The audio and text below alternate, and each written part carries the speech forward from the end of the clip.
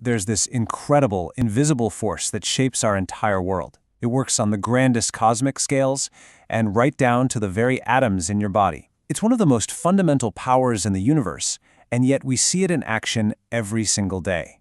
We are, of course, talking about magnetism. I mean, think about it. That simple little magnet on your refrigerator door. Why does it stick? What makes it do what it does? It can feel a little bit like magic, but I promise you, it's pure physics. And the answer is actually incredibly cool. And it all boils down to this one single rule. This is the key to everything we're going to talk about today. A charged particle, like an electron, only creates a magnetic field when it's moving. If it's just sitting there, it has an electric field, sure. But the second it starts to move, bam, magnetism is born. Okay, so what is this force, really? Well, at its core, magnetism is just the push or the pull that gets created by those moving charges. But here's the real mind-bender. You can't have one without the other. Magnetism and electricity are two sides of the very same coin. They're part of a single, unified force we call electromagnetism.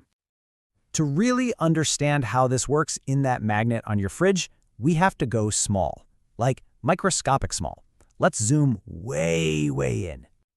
Okay, so once we're inside, we find these things called magnetic domains. The best way to think about this is to imagine the material is a giant city made up of millions of tiny little neighborhoods. Each one of those neighborhoods, each domain, is its own tiny magnet, with all its atoms pointing in the exact same direction. And this is the secret sauce, right here.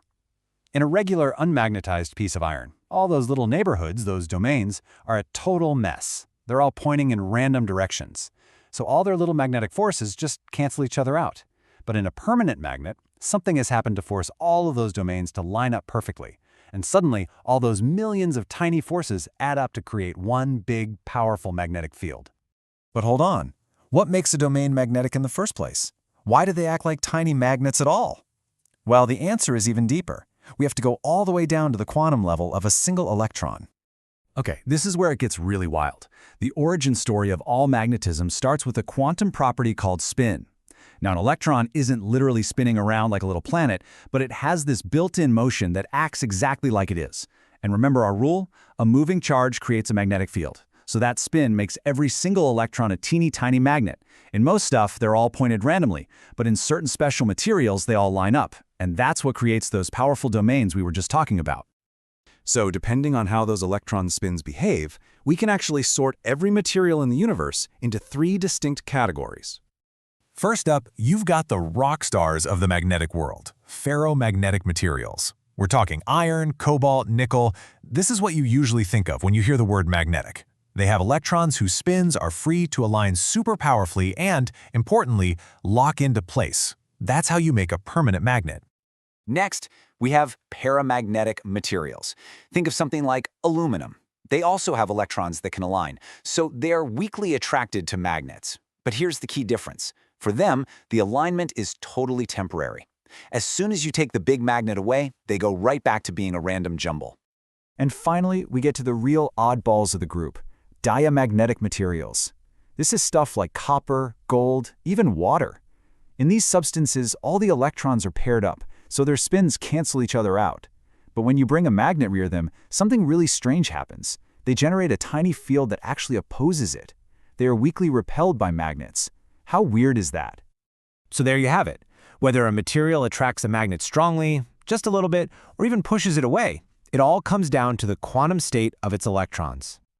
Okay, so that's the theory, that's the science, but how do we actually put this incredible force to work in all the technology we use every day? Now, even within that superstar ferromagnetic family, there's a really important split.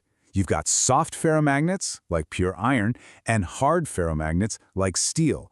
Soft ones are easy to magnetize and just as easy to demagnetize. Hard ones are tough to magnetize, but once you do, they hold on to it for dear life. And this difference is everything. Those soft materials are absolutely perfect for electromagnets, which are basically just magnets with an on-off switch. Think about a giant crane in a junkyard, right?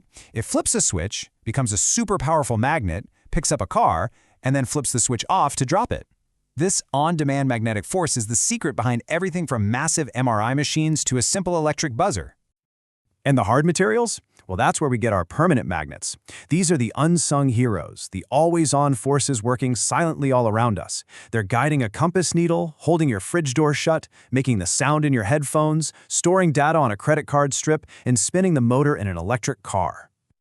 So we've gone from the tiniest quantum spin all the way up to our everyday tech. Now let's zoom out one last time to the single biggest and most important magnet that affects every single one of us. That's right. Planet Earth is a giant magnet. Remember that first rule we talked about? Moving charges create magnetism? Well, deep in the Earth's core, you've got all of this molten iron constantly churning and flowing. And all that motion generates a massive magnetic field that envelops our entire planet and stretches way out into space. And why should you care? Well, because this field is our planetary shield. It's constantly deflecting a stream of harmful radiation from the sun, protecting our atmosphere from being blown away into space. Without it, life as we know it simply couldn't exist here. It's also what makes compasses work, helps animals navigate, and, hey, it even creates the stunning beauty of the northern and southern lights. But here's the final twist. This giant magnet isn't static. It's not set in stone. We know from looking at geological records that the magnetic poles wander around, and they've actually flipped entirely many times in the past. And right now, they're on the move. So the final question isn't just how magnetism works. It's what happens when the biggest magnet we all depend on decides to change.